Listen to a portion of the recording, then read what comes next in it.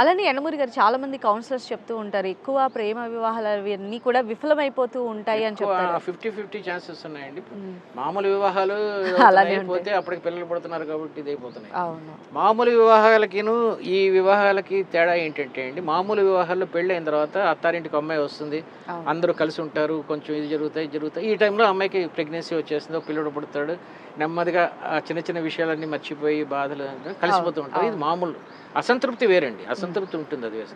ప్రేమ వివాహాల్లో అలా కాదండి, అలగటాలు, ఇద్దరు కలిసి దూరంగా వెళ్ళిపోతారు కదా. When they stay together in the only house, అప్పుడు ఈ రెస్పాన్సిబిలిటీస్ పెరిగేసరికి అప్పటి వరకు నాజుగ్గా పెరిగిన అమ్మాయి అన్ని ఫాదర్ చూసుకుంటాడు. ఈ ఫాదర్ షూస్లో లవర్ని చూసుకోలేదు, ఎందుకంటే లవర్కి రెస్పాన్సిబిలిటీ లేదు, లవ్ తప్ప.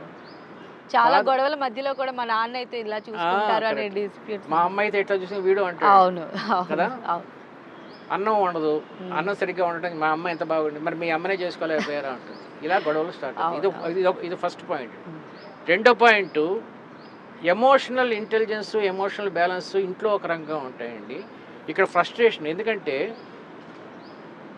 పెళ్లి కాకముందు నాన్న నాకు ఆ డ్రెస్ బాగుంది అనగానే కూతురు నాన్న ఎంత కష్టపడినా తీసుకొచ్చేస్తాడు. ఇక్కడ ఇద్దరే ఉన్నారు, లవ్వరును ఎంఐను. ఇప్పుడు అడిగితే నీకు సంసారంలో సగం సగం పంచుకోవాలి కదా, నాకు వచ్చే జీతం ఎంత, నీకు వచ్చే జీతం, ఇప్పుడు డ్రెస్లో అన్నీ ఎక్కడ కుదురుతాయి అన్నప్పుడు she finds that she lost something that is monetary. Emotional balance ఉంటాయండి. ఫాదర్కి ఎక్కువ కోపం రాదనుకోండి, వీడికి బాగా ఎమోషనల్ ఇంబ్యాలెన్స్ అనుకోండి, సెల్ ఫోన్ లేదు, వీడిన ఈ దరిద్రుడు నేను చేసుకుని మా ఫాదర్ని వదిలేసాను, మదర్ని వదిలేసాను. తర్వాత ఎప్పుడన్నా సరే అమ్మాయిలకి మదర్ కొంచెం క్లోజ్గా ఉంటుంది, అంత పంచుకోవటాలు కొన్ని. ఎప్పుడైతే ఆ మదర్ ఎఫెక్షన్ వెనకాల లేదో షీ ఫీల్స్ వ్యాక్యూమ్. ఆ వ్యాక్యూమ్లో ఎంత ప్రేమించిన వాడైనా సరే చిన్న తప్పు చేసినా పోతుందన్న కనుక, నీకోసమా నేను వీళ్ళందరినీ వదులుకున్నాను, వీడు నీకోసమా వీళ్ళందరినీ వదులుకున్నాను. దీంతో ఎక్కువ వస్తాయని మా కౌన్సిలర్స్ చెప్తుంటారు. గురూజీ మీరు చెప్తూ ఉన్నారు, లెక్కలు, క్యాలిక్యులేషన్స్, పట్టికలు, ఎమోషనల్ అనాలిసిస్, బీపీ టెస్టింగ్ అన్ని చేసుకోవాలి పెళ్లికి ముందు. అంటే ప్రేమ అనేది లెక్కలు పత్రాలు చూసుకుంటే వచ్చేది కాదు అని అంటూ ఉంటారు. అంటే ప్రీ ప్లాన్డ్ గా అసలు లవ్ చేయడం సాధ్యమవుతుంది అంటారు మీరు చెప్పిందంటే? ప్రీ ప్లాన్డ్ గా లవ్ చేయడం సాధ్యమవుతుందా అంటే ముందే నీ యొక్క భవిష్యత్తు ఏదో నిర్ణయించుకొని, అవును ఇలా ఉంటే ఇలా ఉంటుంది అని చెప్పి అవన్నీ ఆలోచించి ప్రేమించడం సాధ్యమవుతుందా? జీవితంలో ప్రీ ప్లాన్డ్ గా ప్రేమ సాధ్యమవుతుందా అని అడుగుతున్నారా? ఒక కాలేజీ అమ్మాయికి ఎందుకు కాలేజీలో చేరిందండి, నాకు క్లియర్గా చెప్పండి.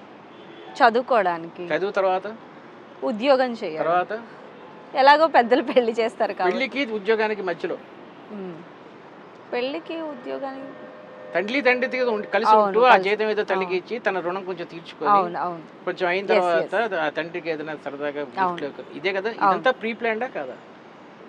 కాలేజీలో చేరినప్పుడు ఏది ప్రీ ప్లాన్డ్? ఉద్యోగం చేయటం, చదువుకోవటం, ఇది ప్రీ ప్లాన్డా? పెళ్లి చేసుకోవడం ప్రీ ప్లాన్డా? లవ్ ప్రీ ప్లాన్ ఏది ప్రీ ప్లాన్డ్? చదువుకోవడం, తల్లిదండ్రులు బాగా చూసుకోవడం ప్రీ ప్లాన్డా కాదా? Pre plan. నీకు ఒక ప్రీ ప్లాన్ తో కాలేజీలో చేరినప్పుడు మరి లవ్ ప్రీ ప్లాన్ ఏంటి? ఈ ప్రీ ప్లాన్ లవ్కే అంత ఉన్నప్పుడు దీనికి ఎంత ఉండాలి?